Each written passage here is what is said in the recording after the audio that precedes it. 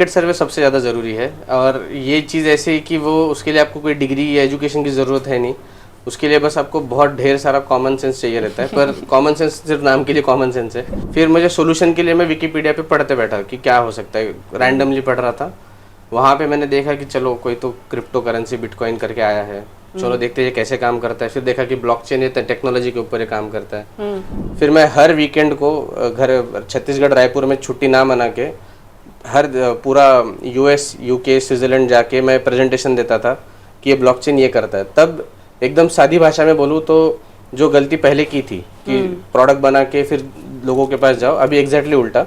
अभी मैं खुद को होटल का वेटर मानने लग गया था और मेरे पास मेन्यू के अलावा ब्लॉकचेन के प्रॉपर्टीज थे। तो अप्स एंड डाउन्स हमेशा होते रहे और मेजर डिसीजन ऐसा लगा था कि अभी शायद ये डिसीजन पूरा कंफर्ट जोन का थोड़ा डर लगता है, क्योंकि कंफर्ट जोन में फिर ग्रोथ ही नहीं होता है। और स्टार्टअप में प्रॉब्लम ये होता है कि अगर आप ग्रोथ के लिए नहीं लड़ रहे हो तो आप डीके के लिए लड़ लो, मतलब आपका स्लोली डीके और रॉटिंग स्टार्ट हो जाता है जी। ब्लॉकचेन में जो प्रॉपर्टीज है, ट्रस्ट, ट्रांसपेरेंसी, ये वो चीजें हैं जो शायद सब लोगों को पसंद ना हो। बराक ओबामा ने कहा था कि इस पूरे पृथ्वी पर सबसे प्रगत जो देश है डिजिटली वो है एस्टोनिया। एस्टोनिया का मैं बताता हूँ कि वहाँ पे तो जो क्रिटिकल इन्फॉर्मेशन है, इंक्लूडिंग उनके जो स्पीचेस हैं जो उनके मंत्री देते हैं, वो भी ब्लॉकचेन पे जाता है। नमस्ते, विनर्स टॉक शो के इस एपिसोड में आप सभी का बहुत बहुत स्वागत है। कहा जाता है कि आज का ज़माना स्टार्टअप का ज़माना है, लेकिन किसी भी स्टार्टअप की शुरुआत एक सपने जैसी होती है और वो अपने आप में एक साहस भी होता है, एक एडवेंचर भी होता है। इसीलिए किसी भी सक्सेसफुल स्टार्टअप की कहानी एक रोमांचकारी फिल्म की तरह लगती है। आज ऐसी ही एक कहानी लेकर हम आपसे मिलने आए हैं, जो कहानी है इमरटेक इनोवेशन, इस स्टार्टअप की कहानी। और इस स्टार्टअप की शुरुआत की गौरव सोमवंशी जी ने। महाराष्ट्र के औरंगाबाद जिले से आए गौरव सोमवंशी जी आज के किसी भी यूथ को रिप्रेजेंट करते हैं, जिसका सपना होता है आईआईटी आईआईएम से जुड़ना, जिसका सपना होता है यूके यूएसए में जाकर अपनी एक पहचान बनाना। और इन सारे ख्वाबों को भारत में रहकर मराठी भाषा को अपनाकर गौरव सोमवंशी जी ने साकार करके दिखाया है। बहुत ही इंटरेस्टिंग कहानी है उनकी और उनके स्टार्टअप की जो यूनिक बात है, हर स्टार्टअप का कुछ यूनिकनेस होना बहुत ज़रूरी होता है, तो वो है ब्लॉकचेन टेक्नोलॉजी। जी हाँ, गौरव जी ब्लॉकचेन टेक्नोलॉजी के एक्सपर्ट माने जाते हैं, केवल भारत में नहीं दुनिया भर में। और इसीलिए भारत की अर्थ मंत्री निर्मला सीतारमण जी से लेकर यूके पार्लियामेंट तक उन्हें बुलाती है इस बात के बारे में सलाह देने के लिए। तो ये कैसा है उनका जर्नी, मैं ये भी ज़रूर कहना चाहूँगी। आज गौरव जी पर, उनकी जीवनी पर, उनके सक्सेस पर आधारित एक वेब सीरीज़ के वो नायक भी बन चुके हैं। तो इस नायक से आज मुलाकात करते हैं। गौरव जी, आपका बहुत बहुत स्वागत। नमस्कार, बहुत बहुत शुक्रिया इस अपॉर्चुनिटी के लिए। मैं बहुत एक्साइटेड हूँ ये जानने के लिए, क्योंकि हम हमेशा स्टार्टअप के बारे में सुनते हैं और ब्लॉक चेन की टेक्नोलॉजी ये तो आजकल बहुत सुनने में आ रहा है। तो एक तो स्टार्टअप, और वो भी इतने अलग विषय पर, अलग टेक्नोलॉजी पर। तो ये सफ़र कैसे शुरू हुआ ये जानना चाहूँगी। और आज हम सक्सेस की बात कर रहे हैं, पर जैसे मराठी में हम कहते हैं कि सक्सेस की जब शुरुआत होती है तो वो काफ़ी हद तक फेल्यूर से होती है। तो आपके बारे में ये कितना सच है? क्या आपने भी फेल्यूर देखा है? हाँ, वैसे देखा जाए तो फेलियर ज़्यादा देखा है, सक्सेस तो थोड़ा उसके प्रोपोर्शन बाद में आया है। हाँ, काफ़ी वो भी है, अभी इन प्रोसेस है, अब तक आया नहीं है पूरी तरह से। लेकिन अगर वो आज इधर में नहीं होता, अगर वो फेलियर नहीं देखते, तो मैंने इंजीनियरिंग की 2011 में, फिर 2013 में मैं पास आउट हुआ आईआईएम से लखनऊ। तो हर किसी को आईआईएम में तो नौकरी रहती है, मुझे भी थी, दुबई में ऑफ़र थी, पर तब सोचा था कि नहीं, कुछ तो और सेल्फ ग्रोथ के लिए करेंगे, एक्सप्लोर करेंगे। तो मैंने एक एनजीओ स्टार्ट की, जो मेरे फेमस और मेरे फेवरेट वैज्ञानिक हैं कार्ल सेगन, उनका नाम लेके मैंने एक एनजीओ स्टार्ट की। पर फिर बाद में ऐसे हुआ कि ऐसे मेरे कुछ आईआईएम के क्लासमेट्स थे, हमने बोला चलो मिलके हम एक स्टार्टअप स्टार्ट करें, क्योंकि तब हर कोई फंडिंग दे रहा था एजुकेशन में, एजुटेक साइकिल में। आज हम जो बायजूस का नाम लेते हैं, वो तब उस टाइम में ऐसा था कि अगर आपका कोई प्रोडक्ट है सॉफ्टवेयर का जो एजुकेशन में मदद करता है तो वो चल जाता था। ऐसा ट्रेंड था, ऐसा ट्रेंड था, मतलब हाँ। तो उस ट्रेंड को देख के फिर हमने स्टार्टअप शुरुआत की। उसमें मेरे IIM के क्लासमेट्स थे मेरे साथ में, पर वहाँ पे भी ज़्यादा मैं उसको फेलियर नहीं कहूँगा, पर सीखने को बहुत ज़्यादा मिला। और एक वक्त ऐसा आया फिर मुझे लगा कि अभी थोड़ा सा फाइनेंशियल स्टेबिलिटी के लिए जो मैं चीज़ अवॉइड कर रहा था कॉर्पोरेट जॉब को, पर वो अभी सोचा था कभी करना चाहिए। उसमें भी फिर कॉर्पोरेट जॉब ऐसा मिला जिसमें कि आपको बीच में एक पूछना चाहूंगी, जैसा कि आपने कहा कि IIM करने के बाद आपको जॉब अपॉर्चुनिटी थी जो आपने बाजू में रखकर अलग कुछ ट्राई किया, फिर आप कॉर्पोरेट सेक्टर की तरफ गए, तो ये जो प्रेशर रहता है, फैमिली प्रेशर होता है, सोशल प्रेशर होता है, तो इसको आपने कैसे टैकल किया? टैकल होता नहीं है, आपको रिलेशनशिप खराब होते ही हैं। अगर ऐसा कुछ रहता कि टैकल भी हो जाए और काम भी बन जाए तो मतलब दुनिया काफ़ी आसान रहती। तो इतनी जल्दी 22 की उम्र में मेरा IIM से जब पास आउट हुआ था तब हर कोई सोचता था अब तो ये सेटल हो गया। अब तो कॉर्पोरेट जॉब में बस सिंपल सा आपका एक रोड मैप बन चुका होता है लोगों के मन में, पेरेंट्स के मन में, रिश्तेदार, दोस्त। फिर लेकिन तब आप उसको अगर उल्टे तरीके से देखोगे कि अगर मेरा इतने कम उम्र में हो चुका है IIM, तो फिर मैं जो बाकी के साल है उसको मैं कुछ एक्सप्लोर करने में, एक्सपेरिमेंट करने में क्यों ना डालूं। मतलब उसको ऐसे ना देख के कि मुझे अभी कॉर्पोरेट की लैडर में थोड़ा सा एक जिसको कहते हैं पुश मिल गया है, उसको ऐसे ना देख के ऐसे देख सकते कि मुझे एक्सपेरिमेंट करने के लिए मौका मिल गया है। जैसे मराठी मध्ये आपण म्हणतो मुभा मिळाली मला, तो उसको मौके की तो मेरी तैयारी तो है, अगर मैं चाहूँ तो कॉर्पोरेट में कभी भी स्विच हो सकता हूँ, तो व्हाई नॉट टू एक्सप्लोर। हाँ, उस तरीके से सोचा था। पर इसके लिए आपको मेहनत मशक्कत घर में भी कन्विंस करने के लिए करनी पड़ी? हाँ, और एक पॉइंट तक कन्विंस हो सकता है, उसके बाद में फिर आपको करना ही पड़ता है। ऐसा है कि थोड़ा सा फेथ के ऊपर कि अगर रिजल्ट्स दिखते हैं तो कन्विंस वो बाद में हो जाएंगे देख के, पर वो रिस्क रहता ही है। और वो रिस्क का मतलब ही है कि मुझे पता नहीं कि वो अच्छा होगा नहीं होगा। सही बात है। तो फिर आपने जब कॉर्पोरेट सेक्टर ज्वाइन किया तो क्या आपकी मानसिकता थी, क्या आप एंजॉय कर रहे थे वहाँ पे? वहाँ पे काम ऐसा था कि टिपिकल कॉर्पोरेट जैसा कुछ नहीं था। तो ऑल्दो PwC, PricewaterhouseCoopers, जिसको हम वर्ल्ड के बिग 4 कंसल्टिंग कंपनीज में मानते हैं, वो मेरे एम्प्लॉयर थे, पर मेरे जो क्लाइंट थे वो उनका मेरे लाइफ में काफ़ी अच्छा रोल, बड़ा रोल था। उनका नाम है एलेक्स पॉल मेनन, एक IAS ऑफिसर है वो 2006 बैच के जी। तब वो जॉइंट सेक्रेटरी थे IT डिपार्टमेंट के। तो उनके अंडर मुझे काम करना था। मेरा काम बहुत मशहूर IAS officer. Yes, Alex Paul Menon sir काफ़ी फेमस हो गए थे फॉर मेनी रीजंस। बीच में ही वाज आल्सो उनको एब्डक्टेड बाय सम एक्सट्रीमिस्ट, एंड वो तब टीवी पे थे, फिर बाद में वो निकल के आए, फिर बाद में ही काफ़ी ट्रेमेंडस उन्होंने काम किया। So is very famous in many ways. तो वेरी डायनामिक पर्सनालिटी, मतलब कॉर्पोरेट और IAS और ब्यूरोक्रेसी इन तीनों से आगे, क्योंकि उन्होंने एक तरीके का पूरा हमको फ्रीडम दिया कि आप गवर्नमेंट ऑफ छत्तीसगढ़ में डिजिटल ट्रांसफॉर्मेशन क्या क्या कर सकते हो जिससे कि सिटीजन्स का लाइफ आसान हो जाए। मतलब अगर कोई सिटीजन, समझो कोई महिला प्रेग्नेंट है और वो 5 स्कीम्स के लिए एलिजिबल है, और अगर उसको 5 बार अलग अलग डिपार्टमेंट में जाना पड़ता है, इसको हम कैसे कम करें।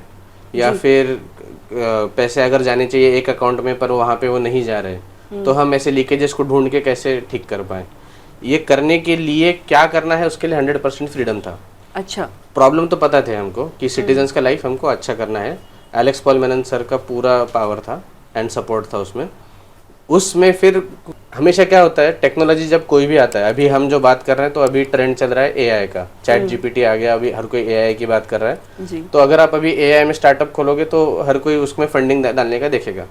तो लोग क्या करते हैं तंत्रज्ञान में कि पहले सोल्यूशन आता है, फिर बाद में प्रॉब्लम ढूंढने लगते हैं कि सोल्यूशन तो है हमारे पास, अभी बाद में देखेंगे प्रॉब्लम किधर में। ये हमने भी किया था कॉर्पोरेट जॉब से पहले, कि हमने एक प्रोडक्ट बनाया कि ये स्कूल्स में काम करेगा, पर फिर बाद में हमने स्कूल में जाना बाद में सोचा, अगर हम उल्टा करते कि नहीं, हम पहले प्रॉब्लम समझ लेते फिर बाद में प्रोडक्ट बनाते, या फिर शायद नहीं भी बनाते सोच के कि इनको सही में जरूरत है या नहीं, तो शायद चीजें अलग होती।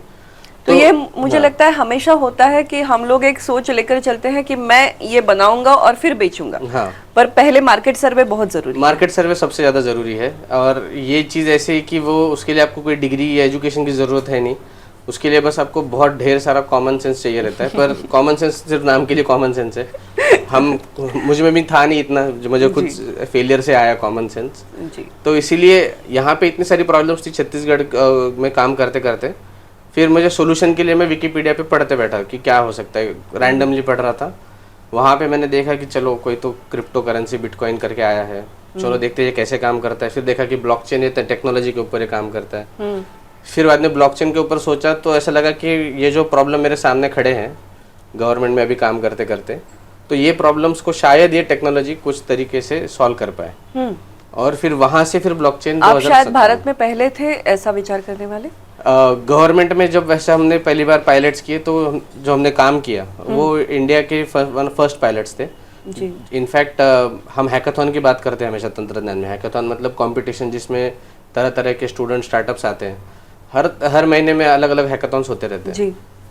जो ब्लॉकचेन का पहला हैकाथॉन हुआ बाय गवर्नमेंट इंडिया में, वो बेंगलोर, चेन्नई या मुंबई में नहीं हुआ, वो रायपुर छत्तीसगढ़ में हुआ। बिकॉज तब हम वहाँ पे ये सारी कोशिश कर रहे थे जी। और वहाँ पे भी काफ़ी इनोवेटिव अप्रोच हमने लिया, क्योंकि छत्तीसगढ़ में आप इतना ये तंत्रज्ञान जो भारत में ही कोई काम नहीं कर रहा, उसके ऊपर आप लोग लाओगे कैसे। तो फिर तब मैंने सोशल मीडिया काफ़ी यूज़ किया, लिंक्डइन पे मैंने हज़ारों लोगों को स्पैम भेजे कि मेरे पास एक प्रॉब्लम है। स्पैम मतलब मैं ऐसे कॉपी पेस्ट नहीं करता था, प्रोफाइल देख के मैसेज देख के लोगों को मैसेज करता था कि जो वर्ल्ड के एक्सपर्ट्स हैं। तो वहाँ से फिर भारत देश भर से लोग आए छत्तीसगढ़ में। डॉक्टर जेन थॉमसन जो अभी हमारे स्टार्टअप के एडवाइज़र हैं, वो 2017 में ऑस्ट्रेलिया से रायपुर आए, सिर्फ बिकॉज हमने थोड़ा सा ऑनलाइन बात की, उन्होंने मेरा प्रॉब्लम समझा, उन्होंने आके फिर प्रेजेंटेशंस दिए जी। जॉनविव लिवेल लंदन से, she was the winner of world's first London blockchain hackathon, काफ़ी बड़ा कैश प्राइज उनको मिला था, काफ़ी फेमस थी। तो जो हमने हैकाथॉन कंपटीशन कंडक्ट की छत्तीसगढ़ में, उसके वो जूरी के लिए खुद ही आए, खुद के खर्चे से वो लंदन से छत्तीसगढ़ आए। तो ये सारा जो तैयार हो रहा था उसमें टेक्नोलॉजी के लिए हम कोऑर्डिनेट कर रहे थे। किसी अभी समझो उदाहरण के लिए ब्लॉकचेन, थोड़ा सा उसके ऊपर मैं पहला यही जानना चाहूंगी कि ब्लॉकचेन होता क्या है, मतलब हम जैसे लेमैन के लिए आप कैसे एक्सप्लेन करें? अभी अगर आप कोई भी डिजिटल चीज़ देखोगे तो डिजिटल चीज़ में हम बोलते हैं कि ये चीज़ हैक हो गई। हैक हो गई मतलब क्या होता है? अगर मेरा लैपटॉप है वो हैक हो गया तो लैपटॉप को थोड़ी पता है कि वो हैक हुआ, लैपटॉप के हिसाब से उसको एडिट किया गया है जी। उसके लिए तो वो एडिट फंक्शन है। हम लोग हैक करते हैं, हैक बोलते हैं, पर मेरी इन्फॉर्मेशन किसी दूसरे के पास चली जाती है क्योंकि उसने कुछ तो जो चीज़ है अंदर एडिट की, सिक्योरिटी प्रोटोकॉल है उसको चेंज किया, या फिर कोई तो फाइल का पासवर्ड उसको चेंज किया जी। ये चेंज करना कंप्यूटर साइंस का एक फंडामेंटल प्रॉपर्टी है कि आप कुछ भी चीज़ एडिट कर सकते हो जी। ब्लॉकचेन ये पहला तंत्रज्ञान है जिसमें ये एडिट करने के लिए या फिर चीज़ डिलीट करने के लिए आपके पास कोई भी ऑप्शन नहीं है। एक बार उसमें कोई इन्फॉर्मेशन चली गई तो फिर वो वहाँ पे परमानेंटली वैसे रहती है। इसके अलावा there is no other major property. पर इस एक प्रॉपर्टी का, क्योंकि ये जो इन्फॉर्मेशन गई है वो आपको भी सेम दिख रही है, मुझे भी सेम दिख रही है, उसमें कोई भी एडिट नहीं है, और वो कब किस तारीख को किस समय पे गई है वो भी आपको दिख रहा है। इस प्रॉपर्टी का इस्तेमाल आप कहाँ कहाँ पे कर सकते हो, वहाँ पे फिर इनोवेशन आता है। ये तो बस हो गया डेवलपमेंट की बात जी। फिर ये इनोवेशन कहाँ पे आई? अगर ये प्रॉपर्टी इतनी महत्वपूर्ण है तो ऐसी कौन सी चीज़ है दुनिया में या फिर डोमेन्स है दुनिया में जहाँ पे हमको ट्रस्ट की और ट्रांसपेरेंसी की ज़रूरत है, फिर वहाँ पे इनोवेशन की ज़्यादा ज़रूरत आती है जी। तो वहाँ से फिर हमारा स्टार्ट हुआ। ब्लॉकचेन टेक्नोलॉजी जो है मुझे हैकिंग से सेफ्टी देता है, हैकिंग से सेफ्टी देता है, और आपको ये भरोसा मिलता है कि आप जो अभी आप अगर कोई भी व्हाट्सएप मैसेज खोलोगे, ग्रुप खोलोगे, तो इतने सारे मैसेजेस रहते हैं, आपको भी पता है कि इसमें से 1% 2% एक्चुअली सेंसिबल है जी। कोई भी चीज़ अगर सिर्फ डिजिटल स्वरूप में आपके सामने आ रही है तो हम खुद ही सीख गए कि इसका मतलब ये नहीं है कि ये सही है, कोई भी 2 मिनट में बना सकता है। पर अगर हम ये बता पाए कि ये इंफॉर्मेशन इस तारीख को इस फॉर्मेट में दी गई है, उसमें कोई भी फेरबदल नहीं किया है, तो सामने वाले को एक तरीके का ट्रस्ट रहता है। एक चीज़ फिर भी इसमें वीकनेस होता है कि अगर पहली बार इंफॉर्मेशन डालते समय ही गलत डाली गई तो ब्लॉकचेन उसमें कुछ नहीं कर सकता। फिर भी लेकिन ब्लॉकचेन एक चीज़ करता है कि अगर मुझे पता है कि मैं गलती करूं या फिर कोई मिसचिफ करूं, कुछ क्राइम करूं, उसका अगर फुटप्रिंट लाइफ लॉन्ग मतलब अजर अमर तरीके से वो मेंटेन होने वाला है, तो मेरी जिम्मेदारी बढ़ती है, तो मैं वो करूंगा क्या। जी। तो वहाँ पे वो एज अ प्रिवेंटिव मेजर काम करता है कि आपको थोड़ा सा कंट्रोल में रखता है कि आपको सही में करना है क्या। मतलब मुझे एक उदाहरण याद आ रहा है, पता नहीं सही है या नहीं, पर जैसे हम स्कूल में पेंसिल से लिखा करते थे कि हमारे पास रबर होता था, उसको मिटा सकते थे। जब हम फाउंटेन पेन से लिखने लगते हैं तो जिम्मेदारी बढ़ जाती है क्योंकि उसको मिटा नहीं सकते। इनफैक्ट ये उदाहरण काफी सही है क्योंकि जो मेरी किताब है उसका पहले चैप्टर का नाम ही है मराठी में काया दगडावरची रेघ, जिसको हम कहते हैं कि जो मिट नहीं सकती, तो थोड़ा सा संभाल के लकीर है जो खींची गई है। तो इस पत्थर की लकीर है वो। तो इस प्रॉपर्टी का इस्तेमाल सरकार में अनेक तरीके से हो सकता है। समझो जो उसी का उदाहरण लेते हैं, जो महिला है जो प्रेग्नेंट है, जिसको 3-4 अलग अलग स्कीम्स के लिए एलिजिबल है, अभी उनको 4 बार क्यों जाना पड़ता है सरकार के पास, क्योंकि कोई भी गवर्नमेंट का डिपार्टमेंट एक दूसरे में डेटा शेयर नहीं करता, एक दूसरे से वो बात ही नहीं करते।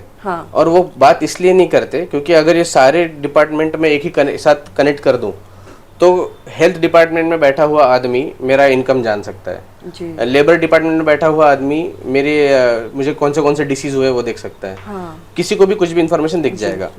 तो क्या ब्लॉकचेन से हम ऐसा कुछ कर सकते हैं कि जब रेलेवेंट इंफॉर्मेशन रेलेवेंट डिपार्टमेंट के लिए बन जाए तो भी उसको दिखे।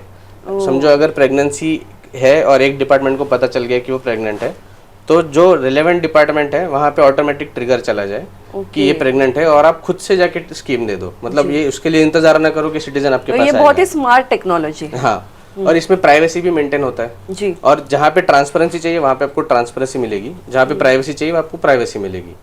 तो ये सामने वाले डोमेन एक्सपर्ट का दिमाग होता है। जैसे हमारे केस में एलेक्स पॉल मेनन सर का पूरा इनोवेशन था कि हम इसको इस्तेमाल कैसे करें, और फिर वहाँ से सारे पायलट स्टार्ट हुए। हाँ, तो वहाँ करते करते फिर बाद में पता चल गया था कि अभी इसमें कुछ इनोवेशन या एंटरप्रेन्योरशिप तो करनी ही है। फिर मैं हर वीकेंड को घर छत्तीसगढ़ रायपुर में छुट्टी ना मना के हर पूरा यूएस यूके स्विट्जरलैंड जाके मैं प्रेजेंटेशन देता था कि ये ब्लॉकचेन ये करता है। तब एकदम सादी भाषा में बोलूँ तो जो गलती पहले की थी कि प्रोडक्ट बना के फिर लोगों के पास जाओ, अभी एग्जैक्टली उल्टा। अभी मैं खुद को होटल का वेटर मानने लग गया था और मेरे पास मेन्यू के अलावा ब्लॉकचेन के प्रॉपर्टीज थे कि ट्रस्ट है, ट्रांसपेरेंसी है, 10-12 प्रॉपर्टीज है और क्या क्या ब्लॉकचेन नहीं करता है वो भी। और फिर मैं जाकर लोगों को समझाता था कि देखो ब्लॉकचेन ये करता है, पर आप अपने डोमेन के एक्सपर्ट हो, आप फार्मेसी से हो, आप एग्रीकल्चर से हो, आप सप्लाई चेन से हो, आप इंडस्ट्री से हो, गवर्नमेंट से हो, आपको आपका डोमेन अच्छे से पता है। अगर आपको पता चला कि ब्लॉकचेन ये चीजें करता है तो आप बोल सकोगे कि हाँ फिर मुझे ये चीजें बना के दो जी, एंड फिर जाके इनोवेशन आता है। तो मतलब आप एक तरीके से एक्सपर्ट्स को एडुकेट कर रहे थे कि हाँ, ये है ब्लॉकचेन टेक्नोलॉजी, ये है। हाँ, क्योंकि वो जो एक एरोगेंस रहता है कि मुझे सब कुछ आता है, मैं अकेले से बना दूंगा, जो डेवलपर को या फिर टेक्नोलॉजी एक्सपर्ट्स को थोड़ा सा नेचुरली आ जाता है, उसको कम करने के लिए या फिर उसका शिकार ना बने इसलिए ऐसे किया। और वहीं से फिर स्टार्टअप की शुरुआत हुई। जो सह्याद्री फार्म्स के चेयरमैन और एमडी है मिस्टर विलास शिंदे सर, उनको जब हमने प्रेजेंटेशन दिया 2019 में, तब मुझे तकरीबन 2.5-3 साल हो गए थे छत्तीसगढ़ में। वर्ल्ड बैंक का प्रोजेक्ट का भी मैं एक टीम लीड था जो इस प्रोजेक्ट को फंड कर रहा था। पर मुझे था कि अभी बस गवर्नमेंट और कॉर्पोरेट सेटिंग में ना रह के इसको थोड़ा सा अलग से भी एक्सप्लोर करूं। तो मेरा एक प्रेजेंटेशन आबा साहब काड़े, जिनको आप भी जानते हैं, आप नासिक जाके आए सह्याद्री फार्म्स, मैंने खुद देखा है क्योंकि वो ये प्रोजेक्ट और मतलब एक देखने के बाद पता चला कि एक तो उसका इनोवेशन इतना है, ये इतनी अमेजिंग बात लगी मुझे कि एक मैं QR कोड स्कैन करती हूँ और मैंने जो प्रोडक्ट खरीदा है वो किस फार्म से आया है, किस फार्मर ने उसको पैदा किया है उस चीज़ को, वहाँ से लेकर मैंने जो कीमत दी, समझो मैंने 30 रुपए दिए, तो उसमें से कितने फार्मर को जा रहे हैं, कितने सह्याद्री फार्म्स को जा रहे हैं, सब पूरा मुझे एक स्कैन करके पता चल जाता है। ये इतनी अमेजिंग बात लगी थी मुझे, बहुत ही बढ़िया। और इसका सारा मतलब अभी हमने तो बस जाके विलास शिंदे सर को और उनकी लीडरशिप को बस बताया था ब्लॉकचेन ये करता है। ब्लॉकचेन एग्रीकल्चर में क्या करना चाहिए, इसका सारा एक्सपर्टीज उन्हीं से आता है जो डोमेन एक्सपर्ट्स है, द फार्मर्स जी। उनको पता है कि इस तरीके से बना के तो जो उन्होंने बताया कि हम ट्रेसेबिलिटी ये 3-4 चीज़ें कर सकते हैं, तब मैं ऑलरेडी वर्ल्ड बैंक प्रोजेक्ट का हेड था और ये गवर्नमेंट ऑफ छत्तीसगढ़ में था और मैं इसी के तलाश में था कि चलो एक कुछ तो हाथ में प्रोजेक्ट आना चाहिए जिसमें हम कुछ मीनिंगफुल कर पाए। तो इमीडिएटली फिर मैंने रेजिग्नेशन दे दिया और रेजिग्नेशन के बाद में स्टार्टअप रजिस्टर की इमरटेक इनोवेशंस। फिर मैंने इंक्यूबेशन के लिए अप्लाई किया IIT बॉम्बे को IIT बॉम्बे के जो इंक्यूबेशन के जो हेड हैं पॉइनी भट्ट मैडम, उन्होंने ये देख के तुरंत ही इसको अप्रूव कर दिया। तो एक सपोर्ट आ जाता है, क्योंकि IIT बॉम्बे का आपको एक सपोर्ट है, आपके पास क्लाइंट का भी सपोर्ट है। फिर वहाँ से ये स्टार्ट हुआ। तो फिर हमने पूरा बोरिया बिस्तर बांध के नासिक में शिफ्ट हो गए। और फिर करें तो किसके साथ काम करें। तो मैं जो वर्कशॉप्स लेता था, तो वर्कशॉप्स में जो एकदम ब्राइट स्टूडेंट्स थे सबसे, तो ब्राइट स्टूडेंट्स के संपर्क में रह के कॉन्स्टेंटली मैं टच में था। तो वो एज ए इंटर्न्स सबसे पहले आए, तो जो कोर टीम एक तरीके से स्टार्ट हो गई। फिर मेरे को फाउंडर थे, वो भी जॉब छोड़ के मेरे साथ आए। ऐसे हम 7-8 लोगों ने मिलके फिर हम तकरीबन 2-2.5 साल तक नासिक में ही थे। वहाँ पे हमने पूरा डीपली पूरा फार्मर्स का समझ के क्या टेक्नोलॉजी क्या कर सकती है। तो आपने जैसे बताया कि वो पूरा QR कोड से इन्फॉर्मेशन आती है, तो उन 2 सालों में हमने तकरीबन 52 लाख QR कोड प्रिंट किए। 52 लाख QR कोड, हर एक QR कोड यूनिक है, कोई भी 2 QR कोड सेम नहीं है। वो QR कोड स्कैन करने के बाद आपको पूरी इन्फॉर्मेशन भी आती है।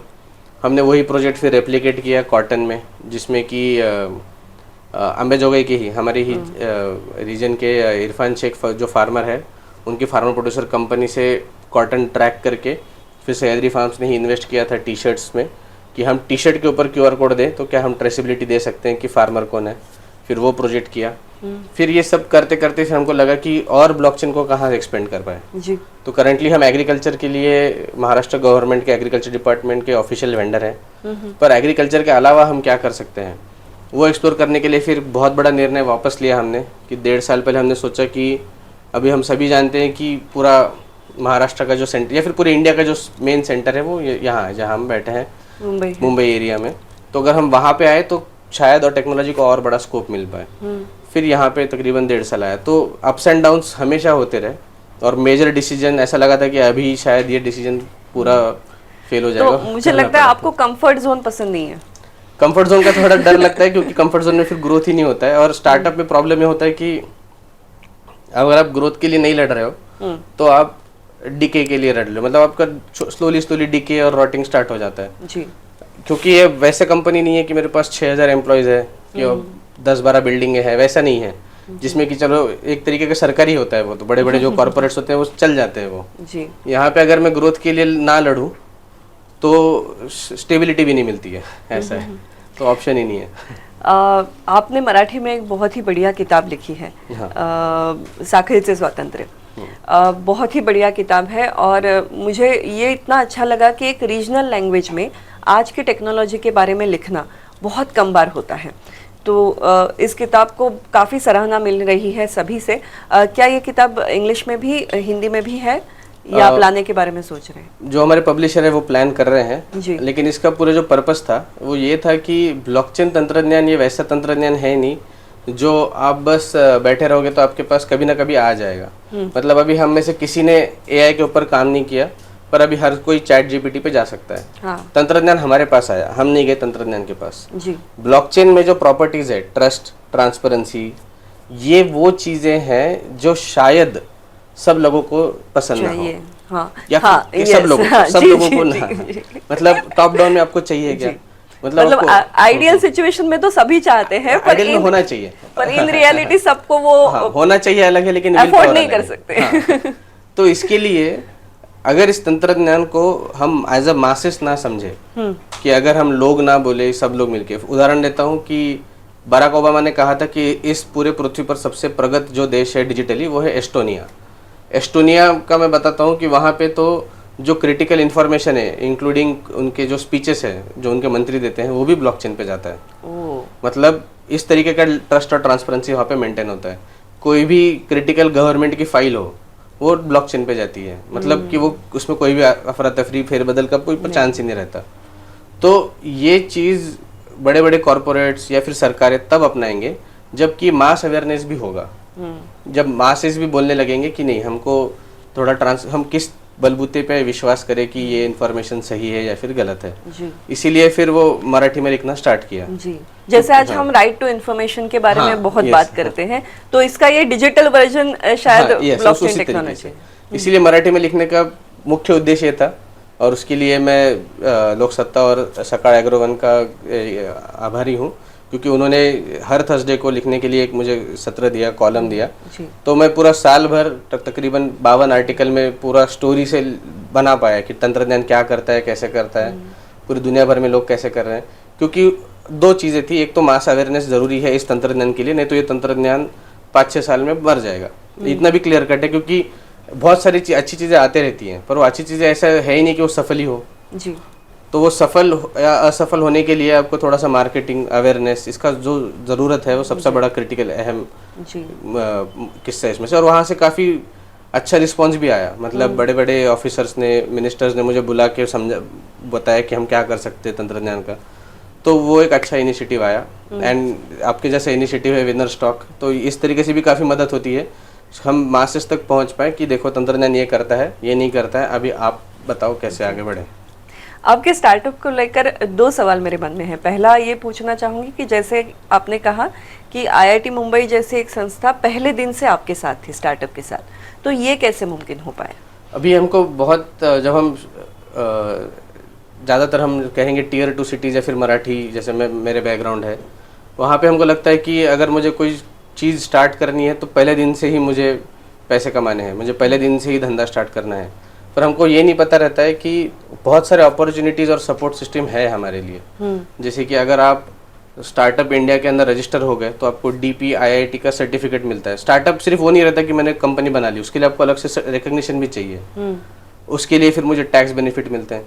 अगर हर कोई जो बड़े बड़े कॉलेजेस है उनका एक इंक्यूबेशन सेंटर है जहाँ पे आपको मेंटर मिलेंगे या फिर फाइनेंशियल फंडिंग दोनों मिल सकता है। अगर मैं वहाँ पे अप्लाई करूँ तो मुझे शायद ऑफिस स्पेस मिल जाए, मुझे 2-3 लैपटॉप मिल जाए। अगर सिमिलर तरीके से हर हफ्ते ग्लोबली कॉम्पिटिशंस होते रहते हैं, ग्रांड कॉम्पिटिशंस होते रहते हैं, एप्लीकेशंस आते रहते हैं। इनको अगर हम अप्लाई करते हैं तो जैसे कि मुझे गवर्नमेंट ऑफ एग्रीकल्चर सेंटर से भी एक कंपटीशन भी जीता हूँ और एक ग्रांट भी मिली है। इससे क्या होता है कि आपका थोड़ा सा एक रनवे जिसको कहते हैं हम, वो बढ़ता है जी। तो ये चीज़ों के ऊपर थोड़ा अगर ज़्यादा ध्यान दे तो वो जो प्रेशर रहता है कि नहीं पहले दिन से ही हमको प्रॉफिटेबल होना है, पहले दिन से ही, वो थोड़ा सा आप शांति से सोच सकते हो, क्योंकि कुछ चीज़ों के लिए थोड़ा टाइम लगता ही है। जी, पेशेंस बहुत ज़रूरी हाँ। है। और दूसरी बात, टीम बिल्डिंग को लेकर मुझे लगता है किसी भी स्टार्टअप के लिए आप अकेले तो काम नहीं कर सकते, तो आपकी जो टीम है, कोर टीम है, बहुत ज़रूरी है। तो वो उस हिसाब से आप क्या कहना चाहेंगे, क्योंकि हम लोग पार्टनरशिप को लेकर बहुत सेंसिटिव होते हैं, तो स्टार्टअप में आपने कुछ एक्सपेरिमेंट किया है इसको लेकर? हाँ, काफ़ी चीज़ें करनी पड़ी, क्योंकि अब जो सेक्रीफाइसेस रहती है स्टार्टअप में, या तो वो कोई भी बिजनेस में जब कोई आदमी स्टार्ट करता है वो को खुद से सीखनी पड़ती है। अभी उदाहरण के तौर पे मैंने IIM किया है, लेकिन उसका जो भी मैं अभी कर रहा हूँ मुझे खुद से सीखना पड़ा, क्योंकि वो IIM है, मैनेजमेंट है जी। IIE नहीं है, एंटरप्रेन्योरशिप। एंटरप्रेन्योरशिप इज ऐसी चीज़ें जो खुद से ही सीखनी पड़ेगी, उसके लिए कितने भी किताबें पढ़ लो, तो आपको फिर कस्टमाइज करना पड़ता है। अगर मुझे पता है कि ये तंत्रज्ञान, अभी तंत्रज्ञान ही इतना बड़ा है कि उसमें आपको पूरी टीम के साथ ही काम करना पड़ेगा। अगर मैं अकेला करूंगा तो मैं सिर्फ एक टीचर बन सकता हूँ, टीचर के अलावा मैं कुछ नहीं बन सकता। अगर मैं अकेले मैं बोलूँगा नहीं मुझे अकेला ही करना है, तो जब पूरी टीम रहती है तो कोई कोडिंग करेगा, कोई जाके फील्ड पे चीज़ें समझेगा, कोई जाके क्लाइंट से इंटरेक्शन करेगा, कोई मेरे जैसे आके फिर पूरा उसका चेहरा बनेगा। हाँ जी। तो अभी भी जैसा अगर थोड़ा सा चित्र निर्माण होता है कि शायद मैं हूँ जो इमरटेक का चेहरा है, पर वैसे नहीं है। हम वो अंडरस्टैंडिंग है कि सारे के सारे 20 लोग हीरो हैं, पर किसी को तो जाके दुनिया को फ्रंट बनना पड़ेगा, तो वो मेरा काम है बस। और वो काम बाकी लोगों के काम के जैसे ही लेवल पे है। तो इस टीम में ये अंडरस्टैंडिंग लाना और उतना सेंस ऑफ रिस्पॉन्सिबिलिटी, ओनरशिप लाना ये बहुत ज़रूरी है। एक चीज़ जो हमने की नासिक में रहते हुए कि सह्याद्री फार्म्स में जब हम काम कर रहे थे और बाकी फार्मा प्रोड्यूसर कंपनीज जो थी, तो हमने नासिक में एक घर में ही एक साथ रहे। तो तब हम एक ही बिल्डिंग में हम सब लोग रहते थे। तो वहाँ से क्या होता है कि हम साथ में खाना खाते हैं, साथ में बातें होती हैं, तो वहाँ पे एक अलग बॉन्डिंग तैयार होता है जी। और उस बॉन्डिंग का जो एक परिणाम है वो आपके कोडिंग में, काम में, डेवलपमेंट में दिख के आता है जी। तो जब हर कोई वर्क फ्रॉम होम की बात करता है, वर्क फ्रॉम होम भी अच्छी चीज़ है और वो बहुत सारे रोल्स में उचित है जी। पर जहाँ पे आपको कंटिन्यूसली इनोवेशन करना है, जहाँ पे जो काम ऐसा है कि जो पहले किसने किया है नहीं, कंटिन्यूसली डिस्कशन में रहना है, तो वहाँ पे जो ब्रेनस्टॉर्मिंग होती है, जो डिस्कशंस होते हैं, वो शायद ऑफिस में ना हो, शायद खाने पे हो जाए, वो शायद संडे को बैठे बैठे हो जाए। जी। तो वो एनवायरनमेंट क्रिएट किया और वो किसी ने सिखाया नहीं था कि ऐसे करना है, ज़रूरत थी कि काम इतना ऑन ग्राउंड है, फार्मर्स के लिए काम करना तो आपको ऑन ग्राउंड रहना पड़ेगा। अभी ऑन ग्राउंड रहे तो साथ ही में रह लो, तो ऐसे नेचुरली कुछ चीज़ें होती गई। तो जब मैं मुंबई शिफ्ट हुआ तो मेजोरिटी टीम भी हम एक साथ ही एक सोसाइटी में रहते हैं, तो साथ में मूवीज जाना, ये करना, क्योंकि वो बॉन्डिंग बहुत ज़रूरी होता है। वो अंडरस्टैंडिंग ह्यूमन लेवल जो आता है वो 10 गुना ज़्यादा इंपॉर्टेंट है आपके टेक्निकल नॉलेज से। बहुत ही अहम मुद्दा है मुझे लगता है। इसके साथ आप ब्लॉकचेन टेक्नोलॉजी का भी एक फेस बन गए हैं और इतनी जगह पर इतने इम्पोर्टेंट लोगों के साथ आपने सेशंस किए हैं, इसके बारे में बताया है, तो उस अनुभव के बारे में थोड़ा सा जानना चाहिए। मेरा अनुभव का उस सेंस में काफ़ी अच्छा रहा क्योंकि कॉरपोरेट्स में जब मैंने वर्कशॉप शुरू किए या फिर पॉलिटिशियंस के साथ, महिंद्रा ग्रुप, अदानी ग्रुप हो गया, या फिर यूके पार्लियामेंट हो गया, या फिर पोस्ट बजट सेशन में पिछले 2 सालों से with the finance minister Nirmala Sitharaman ji, यहाँ पे एक चीज़ आपको नोटिस होती है कि हर कोई जानना चाहता है कि तंत्रज्ञान करता क्या है, इसको हमको धोखा है, फ़ायदा है, कैसे है, और हर कोई एक अंडरस्टैंडिंग से आपके पास आता है सीखने के हिस्से कि मुझे सिखाओ।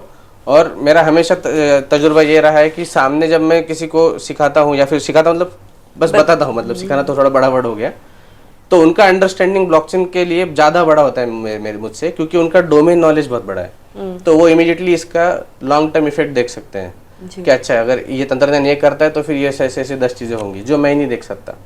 तो उल्टा होता है कि जब मैं किसी को ऐसे बड़े चीज़ों पे इंटरेक्शन करने जाता हूँ तो मैं सीख के ज़्यादा वापस आता हूँ। क्या बात है। तो फ्यूचर प्लान्स क्या है आपके, आज से 10 साल 5 साल आप क्या सोच रहे हैं? अभी ऐसा है कि सोचिए हम 1990 में बैठे हैं जब मेरा जन्म हुआ था, और अभी हम सोचिए कि हम बात करें इंटरनेट क्या कर सकता है। तो तब किसी को नहीं पता था कि इंटरनेट क्या करेगा, तब किसी ने फेसबुक के बारे में नहीं सोचा था, पर पता था कि इंटरनेट एक चीज़ करता है, इंफॉर्मेशन शेयरिंग वो आसान करता है। वैसा ही आज ब्लॉकचेन का है। मुझे पता है ब्लॉकचेन क्या करता है एज अ टेक्नोलॉजी, 2-3 जगह पे उसका काम कैसे है, पर इसका ओवरऑल फ्यूचर किधर है, किधर इसका लॉन्ग टर्म इसका यूज़ होगा, कहाँ पे बस वो हाइप के लिए यूज होगा, बाद में बंद हो जाएगा, ये सारा एक्सप्लोरेशन करना अभी मेरा शॉर्ट टर्म इनिशिएटिव है। और लॉन्ग टर्म इनिशिएटिव है कि एटलीस्ट मैं थोड़ा ऑनेस्टली बता पाऊँ कि मैंने जो प्रयास किए, मैंने जो एक्सपेरिमेंट किए, मैंने जो पायलट्स किए, मैंने जो रिसर्च किया, मतलब मैं कह रहा हूँ मतलब हमारी टीम ने, तो वो एटलीस्ट ऑनेस्ट था और वो इस तरीके में था कि हम कुछ वैल्यू निर्माण करने के प्रयास में हमने जो भी हमसे बन सकता है हमने सारा किया। तो वो सेटिस्फेक्शन बस बाद में रहे, मैं उसी को देखूंगा, बिकॉज मैं इसको कोई नंबर्स में नहीं डाल सकता अभी। उस तरीके का हमारा बिजनेस भी नहीं है कि 2 रुपये डालोगे तो उसके 3.5 रुपये बनेंगे 4 महीने में। वो अलग से, वो थोड़ा सा स्टेबल और बड़े बड़े बिजनेसेस, सेटल्ड बिजनेसेस होते हैं जहाँ पे आपको पूरा रोड मैप क्लियर होता है। यहाँ पे तंत्रज्ञान ही ऐसा है कि हमको थोड़ा सा ह्यूमिलिटी से खुद को बोलना पड़ता है कि भाई हम खुद ही 10% जानते हैं, धीरे धीरे करके हम एक्सप्लोर करेंगे जी। तो ब्लॉकचेन टेक्नोलॉजी जैसे की है कि उससे काफी सारे दरवाजे खुल सकते हैं, और कहीं देखा जाए तो जो जितनी टेक्नोलॉजी है उतनी आइडियोलॉजी भी है ये। हाँ, तो इसके बारे में क्या कहेंगे? इनफैक्ट मेरी किताब में एक चैप्टर है, उसको मैं कहता, उसका टाइटल है तंत्रज्ञान नसून तत्वज्ञान है। 2018 में यूनाइटेड नेशंस या यूनिसेफ या यूनाइटेड नेशंस, उनकी वेबसाइट पे एक चीज़ आई थी।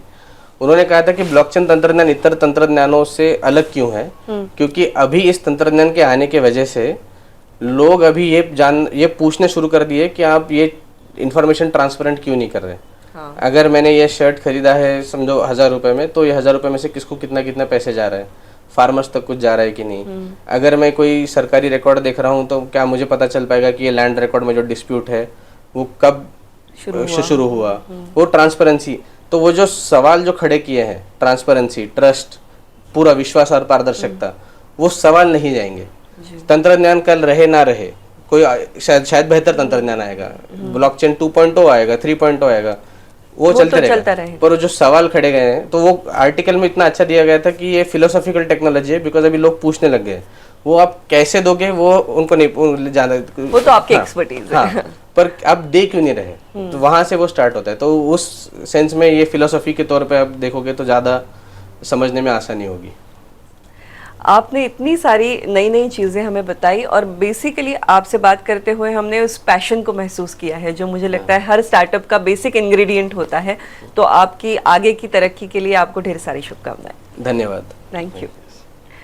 गौरव सोमवंशी जी का ये जो पूरा जर्नी है, ये जो सफ़र है, बहुत ही पैशनेटली है और एक अलग टेक्नोलॉजी लेकर, शायद एक डिजिटली अलग सोसाइटी की कल्पना लेकर हमारे लिए आया है। मुझे पूरी उम्मीद है इससे आपको भी बहुत सारा मोटिवेशन, बहुत सारी प्रेरणा मिली होंगी। ऐसी ही नई प्रेरणा को लेकर मिलते हैं अगले एपिसोड में। तब तक के लिए धन्यवाद।